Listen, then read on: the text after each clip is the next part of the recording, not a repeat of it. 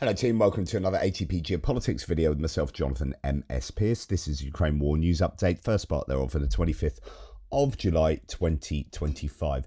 I'll be a little bit unreliable with my output today. I have a 2-hour meeting with the local authority regarding education of one of my boys, so I have to do normal kind of family father stuff. That's going to take quite a bit of research as well, and so my next video probably won't come out until late afternoon UK time, so it'll be a big gap between this one and the next one.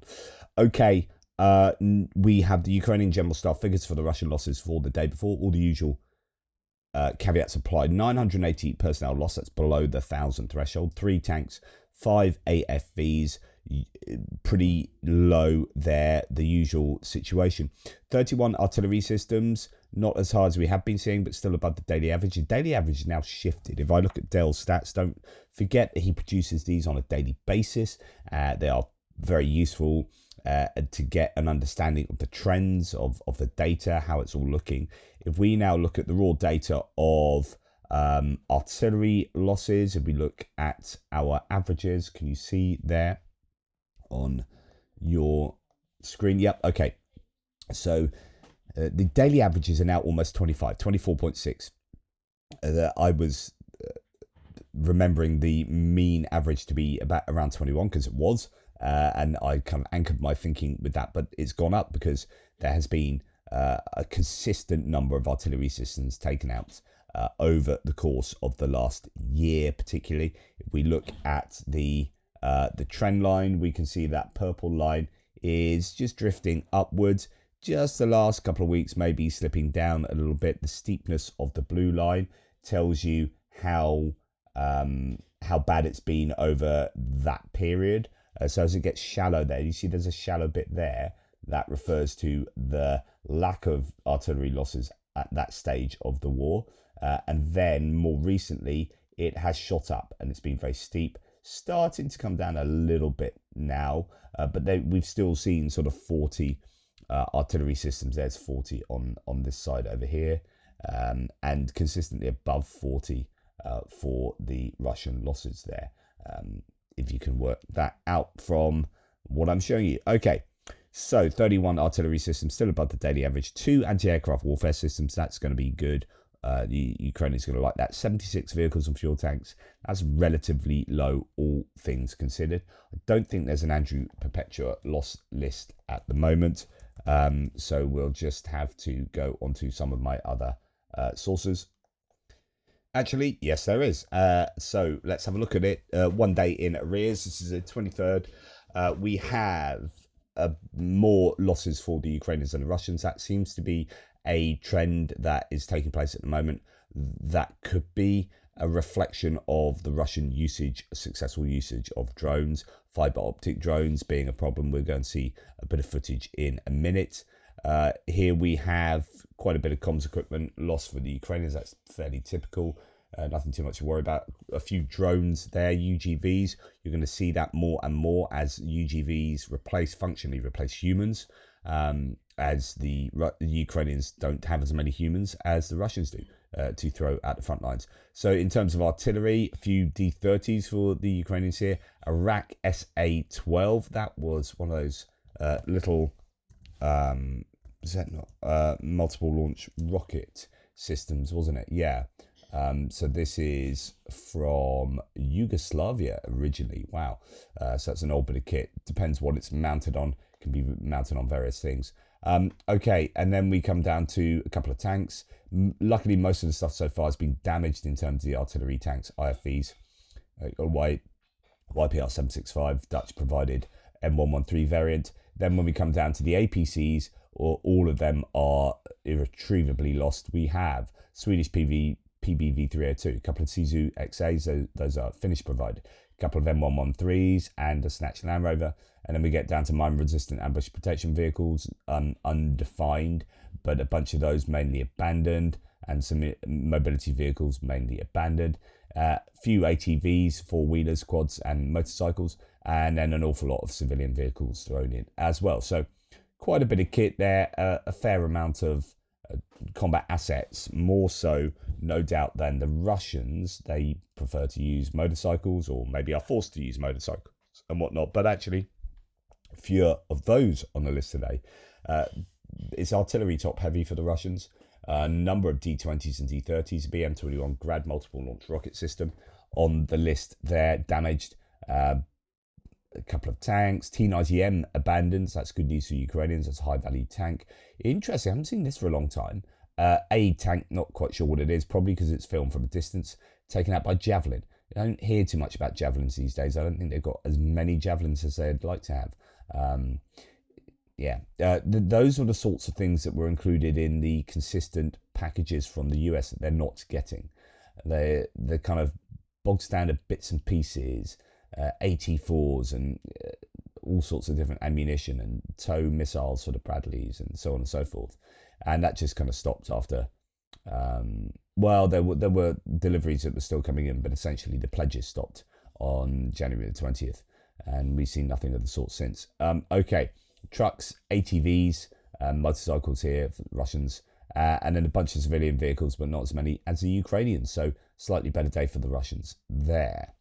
According to the Times, the Kremlin is forcing Ukrainian children abducted from occupied territories to join the Russian army once they turn 18. This is not new, actually. I have reported this previously, but this tactic, ordered by Putin, marks a new level of psychological warfare against Ukraine. An estimated 35,000 children were taken, and they may now face conscription. Imagine that, being stolen as a child, resenting it, and then being sent to the front line, forced to fight against maybe even your family members, who knows.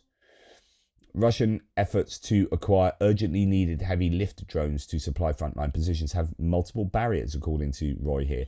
Blogger Volt8, Russian blogger, relates two of these. So, quote, an acquaintance officer commented, for shooting down one Baba Yaga, we get +5 days added to our leave. Okay, so there's an incentive to shoot down these Baba Yagas. What does that mean for the frontline Russian troops? Well, he explains. So our multicopter simply won't make it to the front. It will be shot down by our own, starting from the staff clerks and ending with the stormtroopers, and they will even bring the wreckage as proof.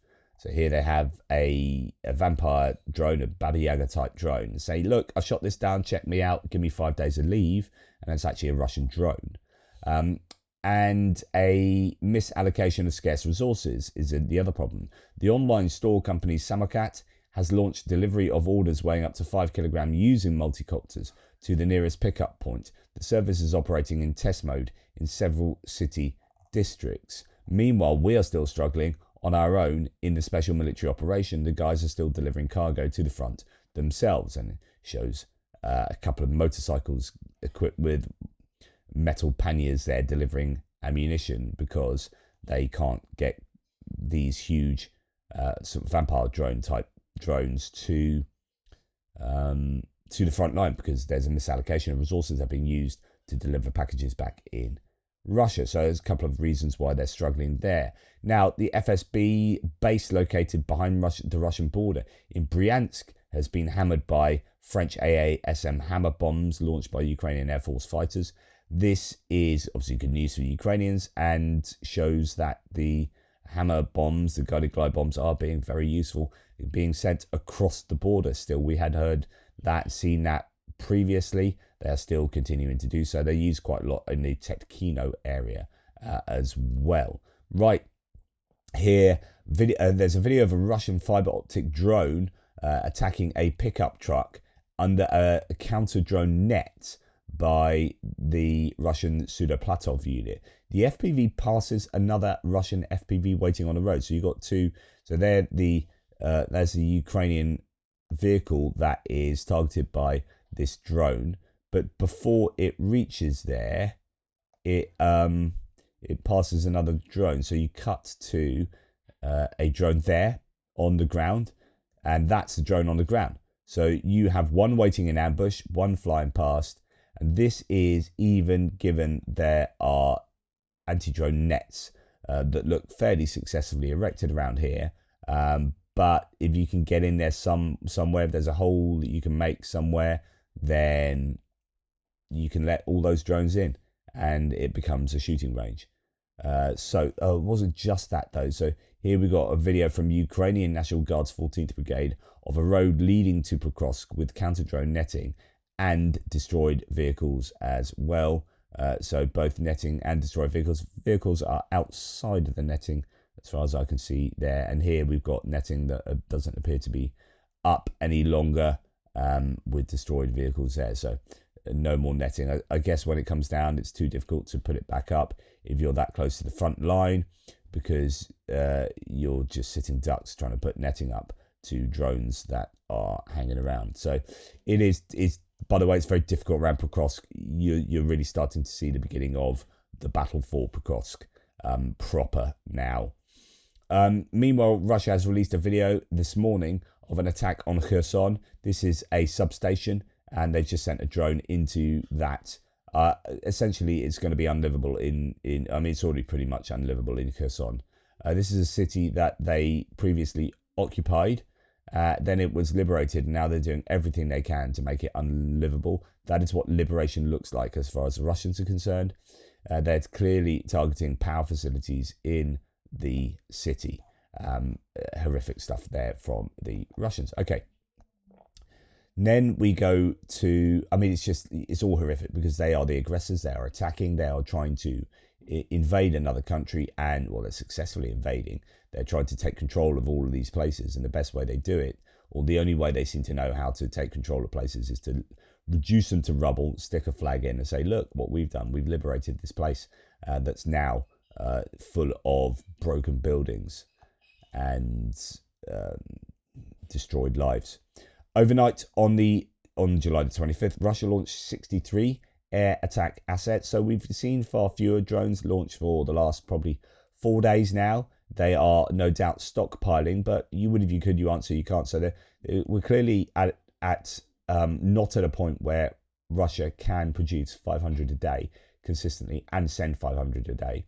Now, they might well be, I suppose there is one option is they are making 500 a day, and you're going to get like 3,000 launched on one night soon. I think that's unlikely. They are going to be stockpiling, but it's not going to be, I think, aligned to 500 a day production. Anyway, at the moment, we're seeing anywhere between sort of 50 and 100 drones being released a night. Last night, 63 were launched, and 2 Iskander-M ballistic missiles. 61, it looks like 61 was shot. No, 54. That's so 61 drones. Yeah, of course. So 63 drones and missiles, two of which were Iskander-M. 61 drones were sent, and they shot down 54 of them. The Ukrainians all took them out with electronic warfare. So that's 7 drones hitting 4 locations, apparently, with debris, of course, falling in many other places. Now, that's a pretty good night for the Ukrainians, all things considered. But there was quite a bit of activity last night and yesterday. Tim White said yesterday afternoon, so this is yesterday afternoon, so not referring to that data that you see on the infographic there. 4 Russian missiles were targeted Cherkasy.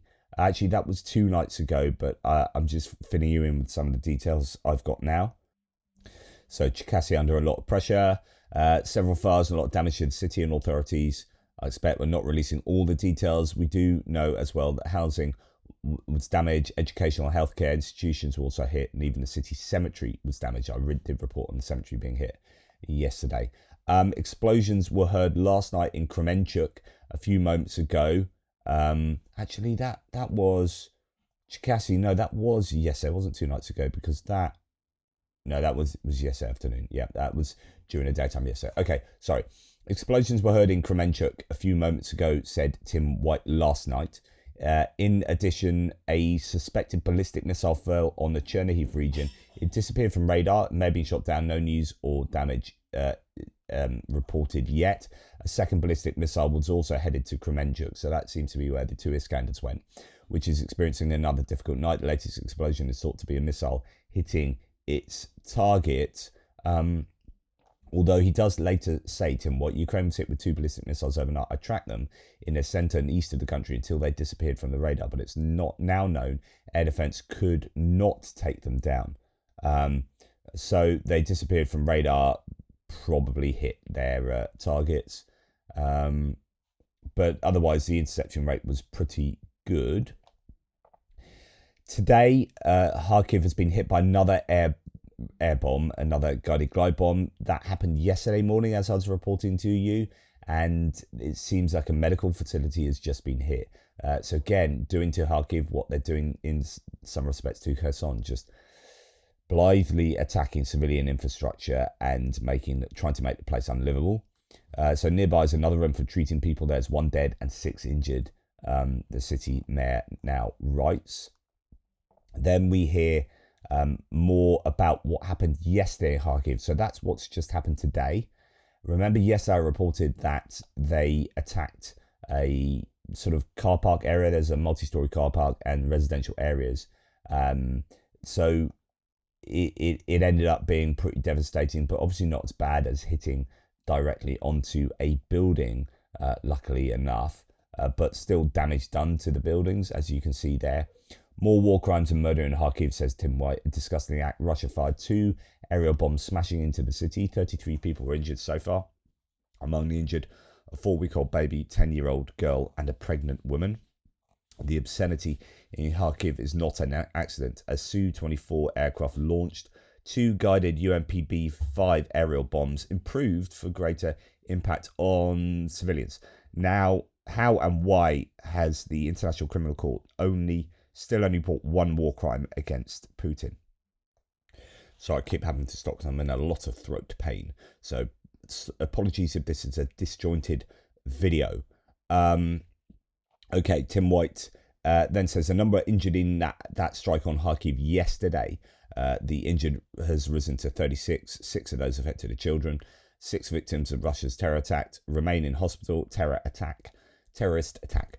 Remain in hospital with serious concern for the condition of 1 woman. Here's an aerial view of the scene, and it is pretty devastating. If we go back to the beginning, you can see that somewhere else was obviously hit other than what we'd just seen previously in terms of around that multi-story car park and those residential buildings. So that looks like another place hit. This was that first place. So anyway, not good in Kharkiv yesterday, and it's been hit again today. A medical centre being hit. Now, the head of Norway's People's Aid Development says Russia destroyed their humanitarian base in Mykolaiv in the early hours of yesterday, I believe. Yes. So that, again, 2 nights ago. Norsk Folkets statement came from some of Russia's Z channels claiming they hit a drone came after the Russians claimed they hit a drone producing factory. So the Russians said, look, we've hit a drone producing factory, and Norwegians came out and said, no, that was our aid development site. Thank you very much. You destroyed a warehouse of humanitarian aid. So that's a good indication that the Russians definitely do tell porkies on a regular basis. Sorry for those international listeners, porkies, porky pies, lies, pork pies, lies. It's rhyming slang. Okay, so drone attacks span from the Ukrainian point of view, there was activity last night that was somewhat successful, it seems. Drone attacks spanned 10 Russian oblasts as the Azot plant was targeted for the second time, says Euromaidan Press. Russia intercepted 105 drones overnight as attacks hit the Nevinomisk Azot chemical plant, which supplies materials for artillery shell production, and for the second time it was hit in 2 months. Okay, so Anton Gerashenko sums it up with Russian Telegram channels reporting drone attacks in Russia hitting that Azot plant in Stavropol region of Russia, working for the defense industry. A gunpowder plant was attacked in Tambov region. It might not be for the first time either. Explosions were heard in Taganrog, Novocherkassk, Rostov region. At least 8 airports were also closed. So some success for the Ukrainians. Explosions heard overnight in Nevinomisk, Stavropol, Krai. So this is that defense factory. It says here that Russian chemical plant produces nitrogen fertilizers and ammonia, part of the Eurochem group, but the claim is also they provide chemicals for explosives and the defense industry. add more footage there, or the same footage slightly rendered slightly differently. Tambov gunpowder plant in Kotovsk was also reported to have been hit. A fire broke out on the territory there. In this one, drones attacked the chemical plant with more than 20 strikes by all accounts. So looks like there was at least some success for the Ukrainians. Also this morning, Ukrainian drones reportedly targeted the Kotovsk powder plant. That's what we just heard there. The gunpowder plant in Tambov. Linked to the Russian military production, the facility has been hit multiple times before, so it has been hit before. And the next town attacked by Ukrainian drones was Slavyansk na Kubani, said Tim White last... No, it wasn't last night, actually. That was... Yeah, it was last night, 12:30 in the morning, my time. So it's about 140 kilometers from the Crimean Bridge, which incidentally has been closed for the second successive night. So there are a number of places that were hit by the Ukrainians. Here is Salsk in the Rostov region. A drone attack targeted the... good luck with this. Pischana-Kopskaya railway station. Such strikes severely complicate Russian logistics, says no reports, especially supply routes towards Donetsk and the Mariupol axis. So again, I've reported last week or so, and indeed prior to that, a concentration, I think, from both sides on railway logistics. Also, occupied Donetsk has been targeted this morning, as you can see, quite a few. I presume that's Donetsk city, not the oblast. The moment of arrivals in occupied Donetsk, the strikes reportedly targeted the area near the Zasyatko coal mine, where Russian forces were gathered. So it might not be in the city, actually. It's difficult to see with the camera work flashing around so much. But anyway, there are strikes ongoing today. HIMARS strikes here. This morning, HIMARS rockets struck targets in temporarily occupied Donetsk, according to local sources. Yet to know exactly what has been hit and taken out, but some activity for the Ukrainians there. Now, we hear also from the Daily Telegraph that a Patriot air defense system has arrived in Ukraine from Germany, thanks to that deal with Germany. And there is talk, though, that most of what's been promised or hoped to be delivered to Ukraine will take an awful long time, because the production of the Patriots is very slow. It's sort of one a month, I believe. Is that right? One battery a month, and that essentially, because they've already got orders on their books, they put back orders to Switzerland again, but it's possibly going to lead to these Patriots only getting to Ukraine in maybe 2026. But there is supposedly one already there, according to the Daily Telegraph. So that's good news. Germany has delivered, speaking of Germany, over 60 Gepard anti-aircraft systems to Ukraine, and is preparing to send another IRIS-T system. So these have been well received, the IRIS-T, well used. They are decent bits of kit that have really good interception rates. Ukraine's ambassador to Berlin has stated this. There are ongoing talks on co-producing air defense systems with Ukrainian industry. So Ukraine would like to be able to produce these in Ukraine. Right, moving on to other bits and pieces. We're going to start with the HUR or GUR, the Ukrainian military intelligence cyber specialists have wiped out all the data on the Crimean Occupation Authority's government servers. Wow, according to RBC Ukraine. During a multi-day operation, Ukrainian intelligence gained full access to the systems like 1C, Directum, SED and more, and then a DDoS wave paralyzed the networks. DDoS is when they flood websites and systems with it's not attacks, but just people logging on or trying to access a site, and it brings the site down and renders it unusable. It won't wipe the data, so they've obviously been doing a number of different things, but successfully wiping all of the Crimean Authority's government servers is a real issue there for Crimea. Now, Starlink was reportedly down for some time last night, and that affected a lot of the front line. 90% of Starlink activity was, I don't know for what reason, it went offline. Starlink has reportedly gone offline across the entire front line, according to Robert Brovdy, commander of Ukraine's Unmanned Systems Forces. The cause remains unknown, but the disruption is already impacting frontline operations. So a lot of issues there last night on the front lines, predominantly for the for the Ukrainians, but no doubt for the Russians as well, as they do use Starlink too. Now, although this isn't anything to do with the war, just some huge destruction at a building in Saratov, a gas explosion in Saratov. Part of a residential building has collapsed. I mean, I've seen some other footage from drone footage looking at that from sort of above and down the side. Is some serious damage there. Footage from the scene shows significant destruction of a section of the multi-story building. According to official reports, 3 people have died and several others may be trapped under the rubble. Preliminary cause is believed to be household gas leak. Rescue teams are clearing debris with emergency crews and medics working on the site. So huge explosion there in Saratov, but it's not related to the war. Right.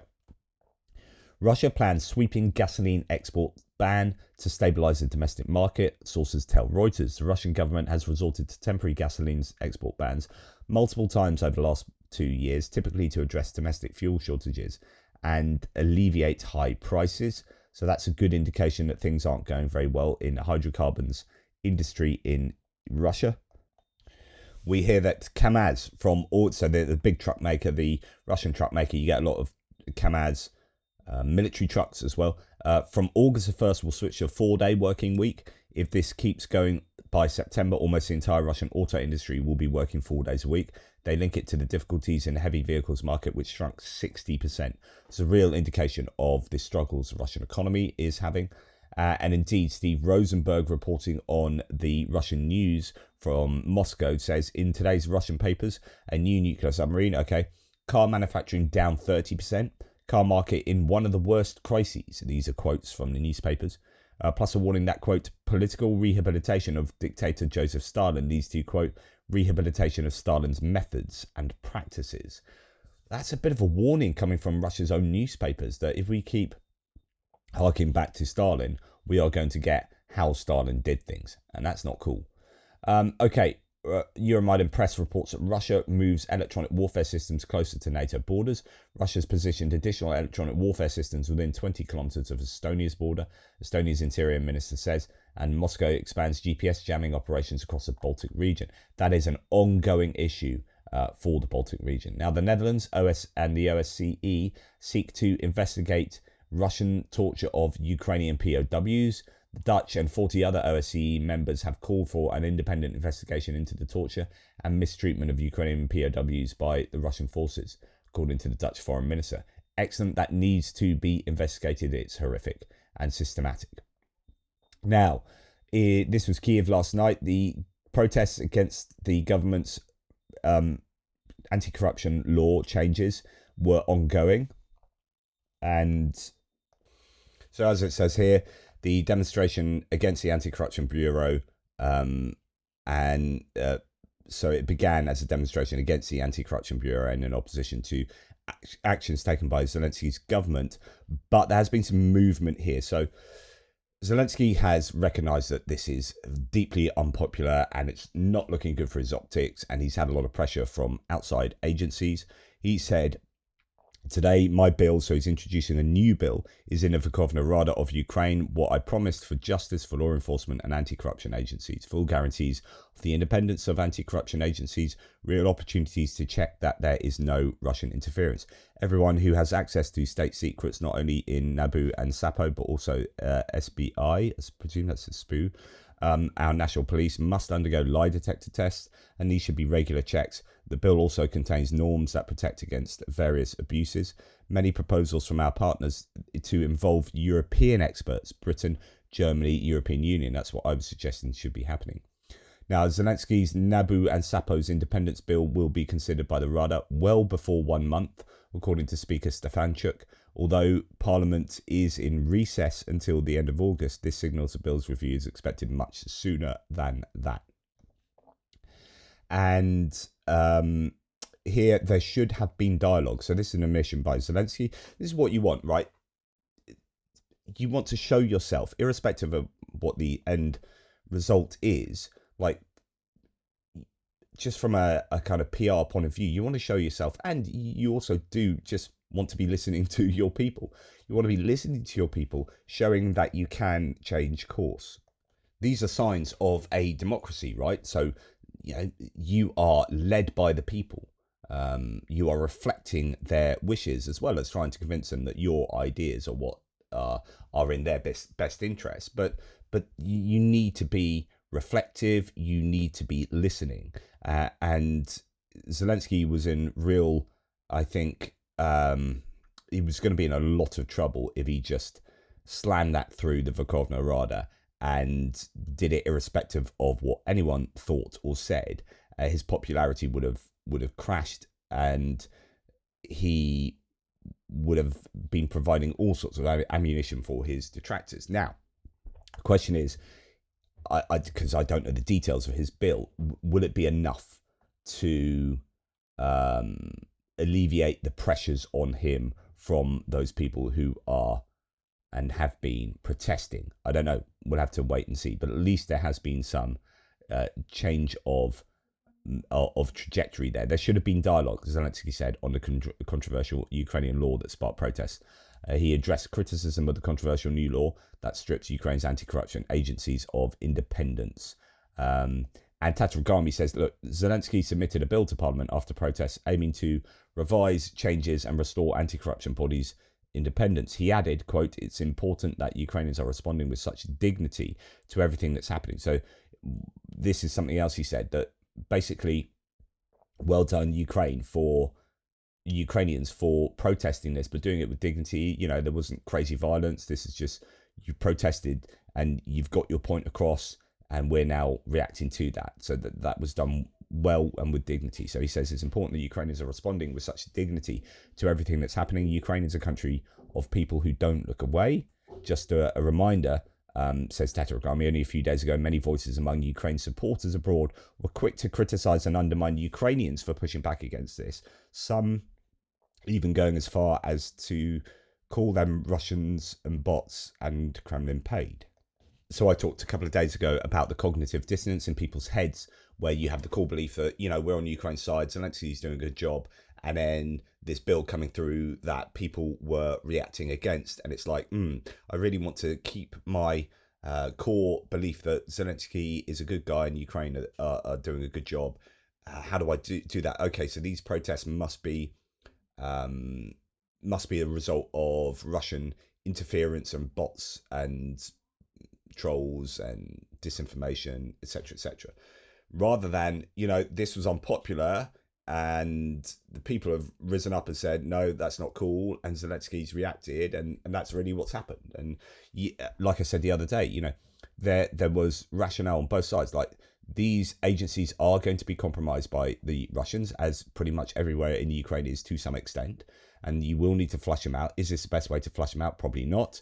And he's realised that and changed. Now, could this be a cynical play that still gives him time enough to do something, like protect some people in his inner circle? I don't know. That would be the critics, I guess, read on this, that he's still got best part of a month to play with to maybe sweep away investigations into certain people, as has been previously reported. I don't know. But hopefully you will get an anti-corruption landscape there that's going to be still independent, but having also some things put in place to stop Russian interference. I just hope it hasn't also been something that is, you know, as a cynic would see it, something that is advantageous for Zelensky's power base and those around him. Now, on a slightly better note, I guess, we have the Ukrainian Railways and their provision for disabled people. I went to Ukraine. I've been there twice. Last time I went, I was ill, actually, rather like now, but I was really ill, and it affected my walking, and I was basically unable to walk, and I had to get a wheelchair in Lviv station, and we only just sort of got there in time and were able to do it, and it was all a massive hassle, and I had to be there was no lifts up to the main station, and I was helped up by Jonathan Fink and the rest of the team up those huge stairs and lifted up my wheelchair. Then I had to get put up onto so the trains are much higher than the platform. These are old Soviet trains. You can see them here, in fact. Right, so that they bring these stairs down. Like, that's not in the UK. The train is at the level of the platform, so you just step onto the train. So for me, I have foot drop, so I scrape my feet loads, and it's very difficult for me to move around. These trains are really difficult to get onto, and in the end, Mark from the Little Whiskey Shop had to bundle me up the stairs. He lifted me. He's a big fella, and he lifted me up the stairs, and I was essentially in a crumpled heap on the floor. All these Ukrainians thought I was just drunk, right? But I had MS. Now, my point of saying all this is Ukraine desperately needs to get better at providing everything in light of a growing disabled community. They will have an awful lot of people who have lost limbs and have all sorts of disabilities, psychological and physical. This is going to be a massive challenge for them going forward because they do not have decent provision. It's just a simple fact. It is not there yet, and they need to react really, really quickly. So here, the Ukrainian railway system has unveiled its first barrier-free train carriage for wheelchair users. Built in-house, it features wider doors, an electric lift, braille signage, an accessible restroom with a shower, and a space for passengers with disabilities and companions, available by group request. I mean, this would be ideal. This is what I would have booked for me and the guys. Although I'm not a wheelchair user, I did use a wheelchair at that station. And interestingly, I'm going on holiday at some point soon, and I usually get a wheelchair around the airports because I have to go quite a long way, and I get assistance through the airports. And I'm probably going to get, because my walking is not very good at the moment, I'm probably going to get one at the hotel as well for help. So I might get my kids to push me around, because in the heat as well, it really affects my body. Anyway, that's irrelevant. Point is that this is really good news for disabled people. And if I was to go to Ukraine again, I would be looking into this kind of provision for myself. Yeah, anyway. That's enough for me. Take care, guys. Speak to you soon. As I say, my output this today will be not quite as regular, and I've died about 20 times on this recording. I'm sorry if it's been painful to listen to. It's been very painful indeed to speak. Anyway, take care. Speak soon.